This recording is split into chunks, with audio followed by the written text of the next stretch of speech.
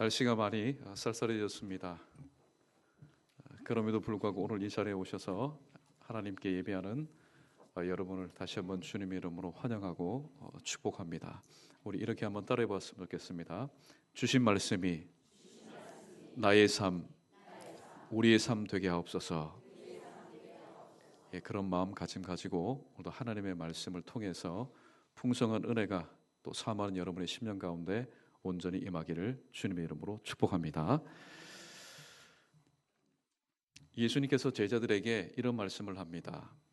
내가 이제 고난받고 장차 죽게 됐고 또 3일 만에 살아나게 될 것이다.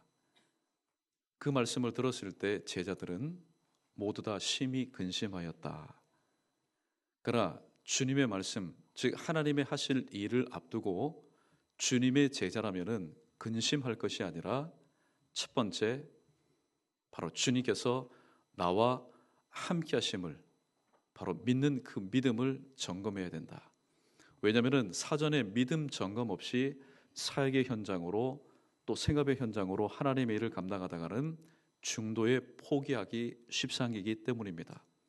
두 번째, 하나님의 일을 앞두고 예수 제자라면은 담대함으로 나가야 됩니다. 하나님이 나와 함께 하신다라는 그런 담대함이 필요합니다. 또 하나님의 일을 전해들은 바로 예수님 제자는 하나님의 뜻을 구하기 위해서 그리고 예수님처럼 시험에 들지 않기 위해서 항상 기도로 준비해야 한다. 즉 하나님의 큰일, 내가 감당할 수 없는 큰일 가운데서 제자들은 근심할 것이 아니라 믿음 점검 또 담대함, 기도함으로 나가야 된다. 이것이 지난 시간에 전하고 들은 하나님의 말씀입니다. 제자는 하나님의 일을 믿음으로 그리고 담대함으로 기도함으로 감당하면 됩니다. 그러나 제자는 항상 변화산상에서만 사는 것이 제자가 아니라 산 아래 동네, 여러 가지 많은 문제가 불거져 있는 산 아래 동네에서 즉 세상의 소금과 세상의 빛으로 살아가야 될 바로 하나님의 사람들입니다. 그러면은 믿음으로 볼 때 하나님의 일은 믿음으로 담대함으로 기도함으로 감당한다고 하면은 이 제자들이 살아가는 세상에서는 제자들이 어떠한 삶의 태도를 통해서 살아가야 하는지 오늘 예수님은 우리에게 본을 보여주고 있습니다. 때로 신앙생활하다 보면은 나는 옳다는 확신을 가지고 일을 합니다. 누가 뭐라고 해도 나는 하나님의 일을 한다. 확신을 가지고 믿음을 가지고 일하지만은 정작 그러한 나를 지켜보는 이들, 그러한 나와 함께하는 이들에게 적잖은 시험거리를 제공하고 마음의 상처를 주는 경우가 없지 않아 있는 것을 보게 됩니다. 왜 그렇습니까? 내가 일부러 하는 것 아닙니다. 일부러 골탕 먹이기 위해서 시험에 들도록 하기 위해서 하는 것 아닙니다. 나는 정말로 하나님 은혜 가운데 잡혀서 하나님 일을 하는데 상대방이 그러한 나의 모습을 보고 실족하고 때로는 어려움 가운데 있습니다. 왜 그럴까요?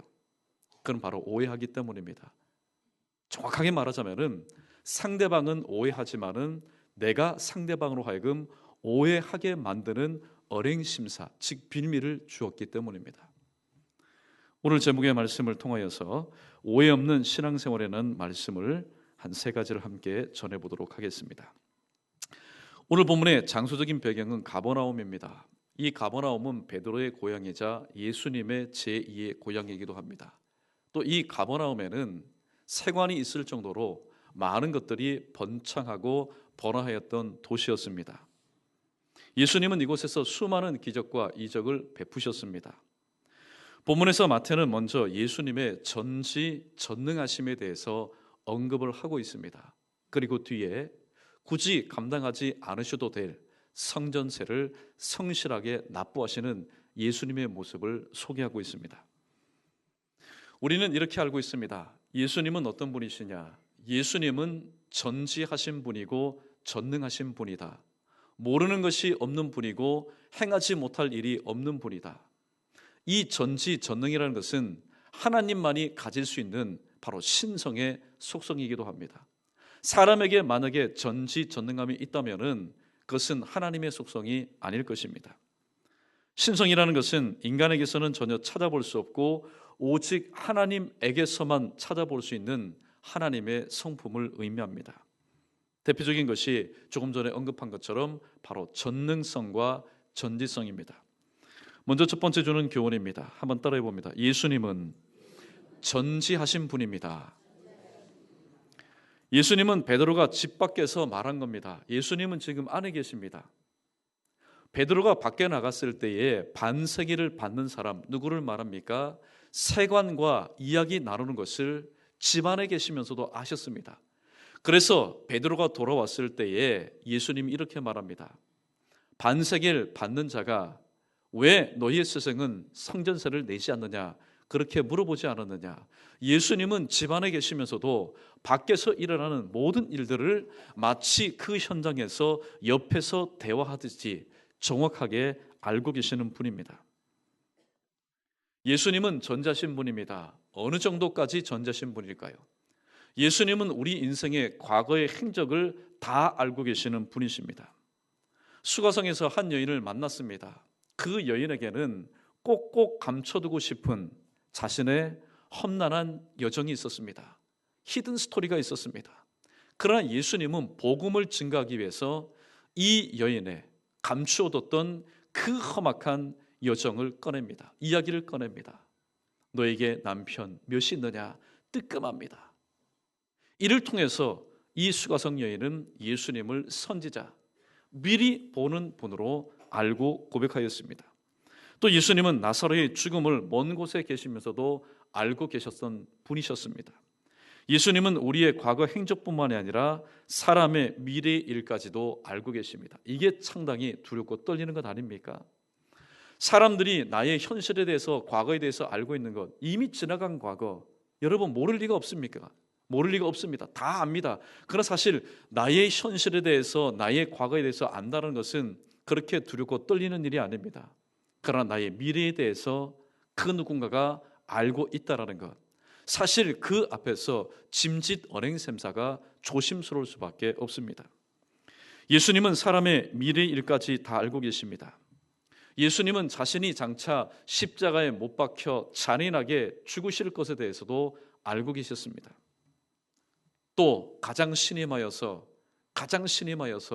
돈보따리를 맡겼던 이 가룟 유다가 자기 자신을 배신하여 바로 제사장들에게 은 30에 팔 것에 대해서도 아셨습니다.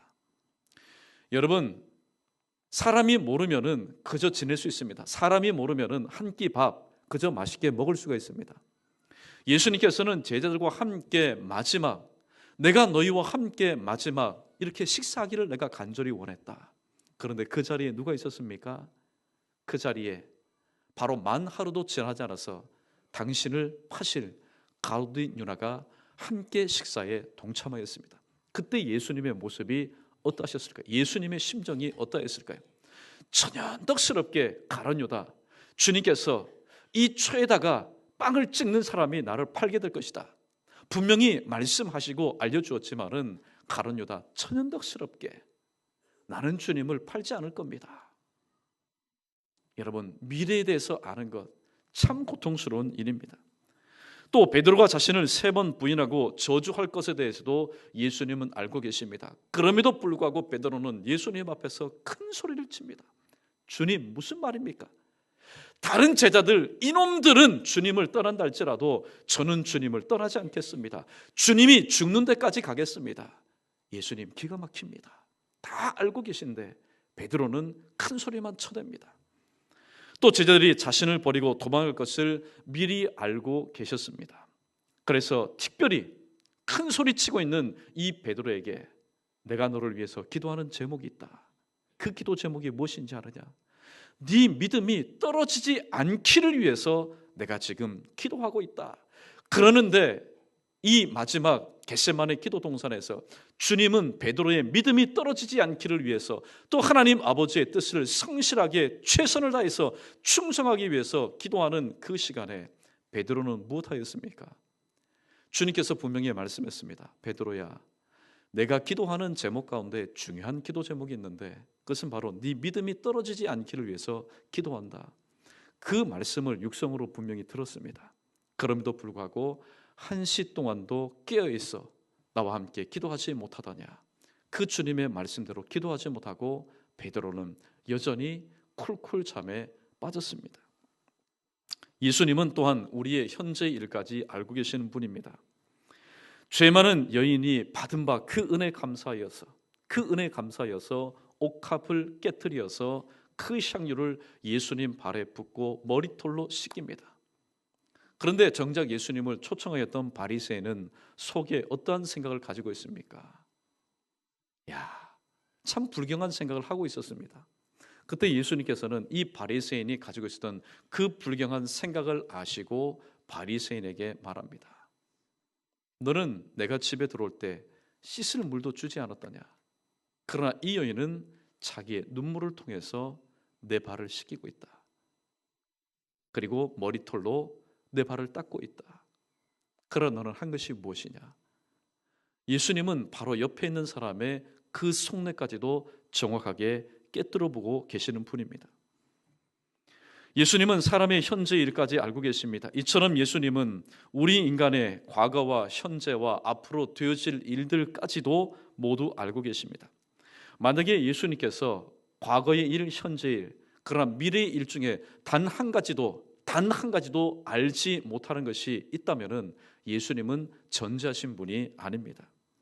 그러나 예수님께는 모름이 없습니다. 여러분 희한하죠? 예수님께도 없는 게 있습니다. 세상의 모든 것을 다 가지고 모든 것을 다 만드신 예수님께도 없는 게 있습니다. 무엇이 없습니까? 모르는 것이 없다라는 사실입니다. 예수님 앞에는 감추어질 것이 없습니다. 예수님 앞에는 드러나지 않을 것이 없습니다. 이게 바로 무서운 겁니다. 만약에 감출 수 있는 것이 있고 드러나지 않는 것이 있다면 오늘 또 우리 중에는 그곳에 그러한 장소에 숨어서 짐짓 하나님 앞에서 죄 짓는 것을 생활하며 즐기며 살 것입니다. 그러나 감출 것이 없습니다. 드러나지 않을 것이 없기 때문입니다. 예수님은 우리의 겉표정, 우리의 겉모습뿐만이 아니라 사무엘서를 통하여 말씀하신 것처럼 우리의 중심까지도 꿰뚫어 보시는 분이십니다. 이런 예수님 앞에서 절대로 행해서는 안 될 것이 있습니다. 우리의 중심을 꿰뚫어 보시는 주님 앞에서 우리가 이 장난만큼은 절대로 해서는 안 됩니다. 우리 크게 한번 따라해봅니다. 숨바꼭질. 세상의 숨바꼭질은 사람의 눈을 속이고 얼마든지 게임이 끝날 때까지 즐길 수 있습니다. 그러나 우리의 중심을 꿰뚫어 보시는 주님 앞에서 절대로 우리는 숨바꼭질을 해서는 안 됩니다. 먹혀들지가 않습니다. 누구처럼요? 요나처럼. 요나는 어디까지 숨바꼭질하였습니까? 요나는 배미창까지 스스로 숨바꼭질하였습니다. 그러나 딱 걸렸습니다. 그래서 예수님께서는, 하나님은 더 이상 숨바꼭질할 수 없는 수월의 뱃속까지 요나를 집어넣어서 다시는 내 앞에서 숨바꼭질을 해서는 안 된다. 아예 생을 통해서 철저하게 체험하게 하셨던 것을 보게 됩니다. 하나님 앞에서 죄인된 우리 모두가 숨바꼭질하는 것은 하나님의 진노를 내 앞에 점점 쌓는 것과 마찬가지이기 때문입니다. 이런 예수님은 우리로 하여금 마태복음 7장 7절에서 구해라, 찾으라, 두드리라 말씀하고 있습니다. 예수님은 모든 것을 아시고 우리는 부분적인 것만 알고 있기 때문입니다. 만약에 전제합니다. 우리가 모든 것을 안다면은 하나님께 구할 필요가 없습니다. 구하지 마십시오. 시간 낭비입니다. 그러나 우리가 구하고 찾고 두드려야 할 이유, 필요성, 중요성, 당위성이 있는 것은 우리는 알기는 알되 부분적으로 알고 희미한 것을 알지만은 예수님은 정확하게 전부 모든 것을 알고 계시는 분이시기 때문입니다. 저와 여러분, 우리 모두는 세상과 또 다른 사람에게 질문하는 그런 습관이 있습니다. 그렇지 않습니까? 모르면은 질문합니다. 때로는 세상에게, 때로는 인공지능에게, 인터넷에, 또 주변 사람들에게 질문합니다. 그러나 성경은 말씀합니다. 질문은 세상과 또 사람에게 하는 것이 아니라 전지하신 하나님께 하는 것이라고 말씀합니다. 시편 기자는 이렇게 말합니다. 시편 121편 1절과 2절에서 내가 산을 향하여 눈을 들리라. 내가 산을 향하여 눈을 들리라. 얼마나 답답하면은 그 질문을 가지고 사람 바라봐도 답이 없을 때 그 눈을 들어서 산을 향하겠습니까? 나의 도움이 어디서 오느냐? 내 인생의 도움이 과연 어디서 오느냐?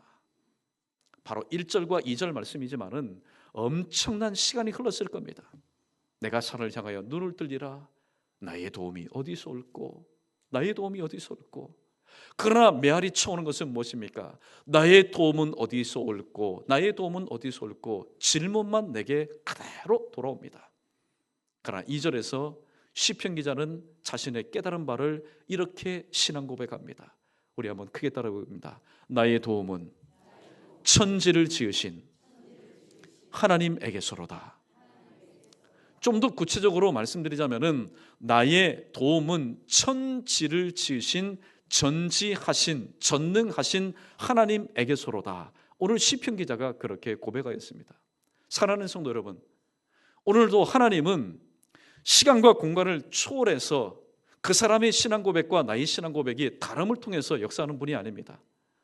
오늘 그때 그 사람이 그렇게 고백하였다면 그 고백을 통해서 역사하신 하나님은 오늘 또 나의 이 고백, 똑같은 동일한 신앙의 고백을 통해서도 영광을 받으시는 하나님이신 줄을 믿습니다. 질문은 무지한 인간에게 하는 것이 아니라 전지하신 하나님께 하는 겁니다. 여러분, 이 말씀에 대해서 이의를 달 사람 있겠습니까? 질문은 무지한 사람에게 하는 것이 아니라 전지한 하나님께 하는 것입니다. 세상과 사람에게 질문하여 애매한 대안, 우리는 때로는 어려운 일을 당했을 때 사람에게 질문합니다. 또 세상의 모든 기술과 모든 지혜가 함축된 인터넷 그 바다에 물어봅니다. 그러나 우리가 얻는 것은 무엇입니까? 대안입니다. 여러 가지 많은 것들 중에 가장 확실하다고 생각하는 대안, 합리적인 대안입니다. 그러나 오늘 말씀을 전하고 듣는 우리 모두는 세상과 사람들에게 질문하여 애매모호한 대안을 가지고 또 고생하며 심적인 어려움 가운데 있는 저와 여러분 되지 마시고 전지하신 하나님께 질문하여 받은 바 그 문제를 해결할 수 있는 가장 정확한 정답을 가지고 승리할 수 있는 저와 여러분 우리 모두 되기를 주님의 이름으로 축원합니다. 두 번째, 예수님은 전능하신 분입니다. 믿거나 말거나 오늘 예수님은 물고기 한 마리를 통하여서 내야 할 반세겔의 그 성전세를 내므로 의무를 감당합니다. 중요한 것은 예수님이 물고기를 동원하셨다는 사실입니다. 예수님은 분명히 돈자를 맡고 있었던 가룟 유다를 통해서 자, 가룟 유다야, 내가 지금 여기에 있는데 지금 세간이 와서 반세겔을 내라고 하는구나. 자, 너희 주머니에 얼마가 있느냐? 내가 필요하니까 지금 그 세금을 좀 네가 좀 대신 납부해라. 분명히 사람을 통해서도 말할 수 있습니다. 그러나 오늘 본문에 보니까 물고기 한 마리를 동원해서 성전에 내야 될 세금을 납부하셨다는 사실입니다. 이는 곧 예수님의 전능성과 깊은 관련이 있습니다. 누가복음 5장에 기록된 한 사건이 이해에 도움이 되리라 생각합니다. 예수님을 일찍이 인격적으로 만나지 못했던 베드로와 그의 친구들이 밤이 맞도록 조업을 합니다. 그러나 그 결과는 아무것도 없었습니다. 그러나 베드로가 예수님 말씀에 순종하여 그물을 내릴 때에 인간의 힘으로는, 그 지역의 베테랑의 힘으로는, 경험으로는 얻을 수 없었던 수많은 물고기를 얻게 되었습니다. 무엇입니까? 베드로가 순종하였기 때문에 맞습니다. 베드로의 순종 이전에 주님의 전능하심이 그 바다에 모였던 물고기를 통해서 나타난 결과였습니다. 또한 창세기 6장을 보면은 노아의 방주 얘기가 나옵니다. 놀라운 사실은 바로 이것입니다. 여러분, 성경은 질문하면은, 호기심을 가지면은 여러분 참 놀라운 일들이 많습니다. 이 노아의 방주의 그 규모 엄청납니다. 거의 길이가 한 100m 되지요. 폭이 한 20-30m 되지요. 또 높이는 아파트 한 고층 몇 미터 되지요. 그 큰 배에 어떻게 각기 암수 2마리씩 여러분 가축과 또 기는 것들과 날짐승들이 들어갔을까요?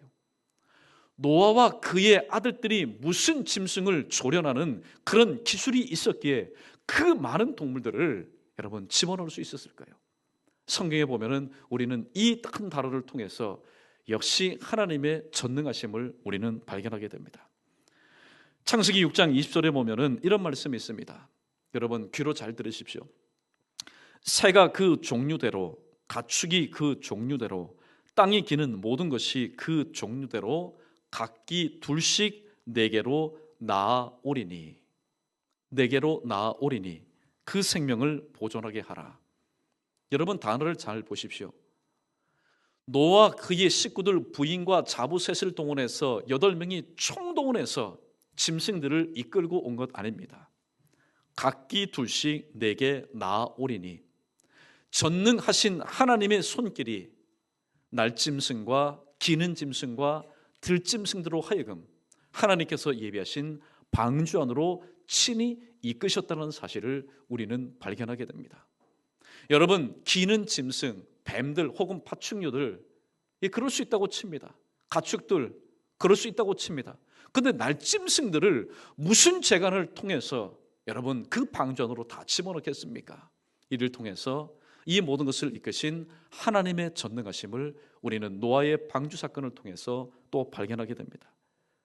또 하나님의 전능성, 즉 예수님의 전능성은 식물과 무생물에게도 미친다는 놀라운 사실을 발견하게 됩니다. 예수님께서는 하루는 성전에 올라가시다가 무화과 나무를 저주하신 일이 있습니다. 여러분, 주변에 있는 나무를 향해서 너 저주하니까 너 죽어라. 여러분, 죽는 일을 보았습니까? 그러나 주님께서 열매 맺지 못하는, 때가 아니지만은 열매 맺지 못하는 무화과 나무를 저주해서 말라 죽게 한 사실을 통해서 예수님의 전능성은 바로 식물에까지 미친다는 사실을 우리는 알게 됩니다. 또 예수님의 전능성은 어디에까지 미칠까요? 자연 현상에도 미칩니다. 예수님은 물 위를 걸어가셨습니다. 또 오병이어를 가지고 오병이어의 기적을, 칠병이어를 가지고 칠병이어의 기적을 통해서 4,000명과 5,000명을 각각 먹이셨습니다. 그리고 대적하는 풍랑과 바다를 잔잔케 하셨습니다. 이처럼 예수님의 전능성은 사람과 동물, 식물 그리고 자연 현상에까지 미치지 않는 것이 없고 닿지 않는 것이 없습니다. 왜냐하면 마태복음 28장 18절 말씀처럼 예수님에게는 어떤 권세가 있습니까? 하늘과 땅의 모든 권세가 바로 예수님께 쥐어져 있었기 때문입니다. 우리가 하나님께 우리가 안고 있는 모든 문제를 기도 제목 삼고 아뢰는 것은 바로 하나님은 전지하신 분이고 전능하신 분이고 무엇이든지 하나님 당신의 뜻대로 선하게 이루어 주시는 분이시기 때문에 오늘도 우리는 기도의 제목을 가지고 하나님 앞에 나와서 간구하고 부르짖고 아뢰는 것 아니겠습니까? 질그릇이 안고 있는 문제는 절대로 질그릇에게 맡겨서는 안 됩니다. 맡기면 부딪히고 또 깨어질 뿐입니다. 질그릇이 안고 있는 우리의 문제는 인생의 토기장이신 하나님께 맡겨야 됩니다. 이것이 바로 성경이 오늘 우리에게 주는 지혜입니다. 아무쪼록 입술로만 전지전능하신 하나님 부르지 마시고 하나님의 그 전지하심과 하나님의 그 전능하심을 믿고 맡겨드릴 때에 하나님만이, 세상이 아닌 하나님만이 주는 위로와 용기와 또 응답을 받아서 예수님의 제자, 하나님의 자녀다운 고귀한 삶을 주님 주시는 은혜와 능력 가운데서 살아갈 수 있는 저와 여러분 우리 모두 되기를 주님의 이름으로 축원합니다. 마지막 세 번째입니다. 우리 따라해 봅니다. 세상의 의무를 다하신 예수님. 25절 말씀 우리 다 함께 읽어보겠습니다. 25절입니다. 함께 했습니다. 시작. 이르시되 내신다 하고 집에 들어가시니 예수께서 먼저 이르시되 시몬아 내 생각은 어떠하냐? 세상 임금들이 누구에게 관세와 국세를 받느냐? 자기 아들에게냐 타인에게냐? 아멘. 사실 예수님은 성전세를 내실 필요가 없습니다. 첫 번째 이유입니다. 가장 확실한 이유입니다. 예수님은 바로 당신이 성전이었고 성전의 주인이셨기 때문에. 두 번째는 율법 위에 초월해 계신 분이시기 때문입니다. 그러나 만약 예수님이 성전세를 내지 않는다면은 성전에 대한 의무를 이행하지 않는다 하여 지금 유대인들의 눈에는 예수님이 하나님으로 보이지 않습니다. 그저 하나님의 말씀을 전하는 선지자로 보입니다. 그런데 하나님의 말씀과 하나님 나라를 전하는 이 선지자로 불림받았던 랍빈 예수님께서 성전세를 내지 않는다면은 율법에 대한 의무를 이행하지 않음으로 말미암아 어떻게 하나님의 나라를 증거하고 하나님의 말씀을 전하는 자가 성경이 말하는 율법이 정하는 그 의무를 다하지 않느냐.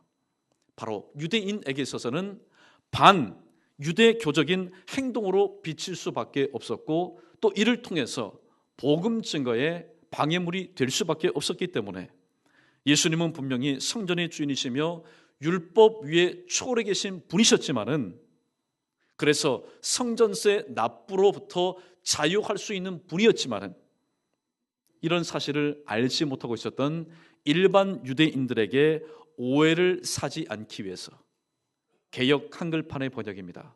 오해하지 않도록 하기 위해서 오늘 성경 본문에 실족하지 않도록 하기 위해서 내지 않아도 될 성전세 납부의 의무를 성실하게 감당하셨던 것입니다. 예수님이 몸소 보여주신 모범이 있습니다. 그것은 바로 무엇일까요? 그리스도인은 하늘의 시민권자인 동시에 세상의 시민으로서의 의무도 성실하게 감당할 수 있어야 한다는 사실입니다. 잠시 상식적인 말씀을 이해를 돕기 위해서 전합니다. 대한민국에는 국민의 5대 권리가 있습니다. 4대 의무뿐만이 아니라 5대 권리가 있습니다. 첫 번째는 평등권입니다.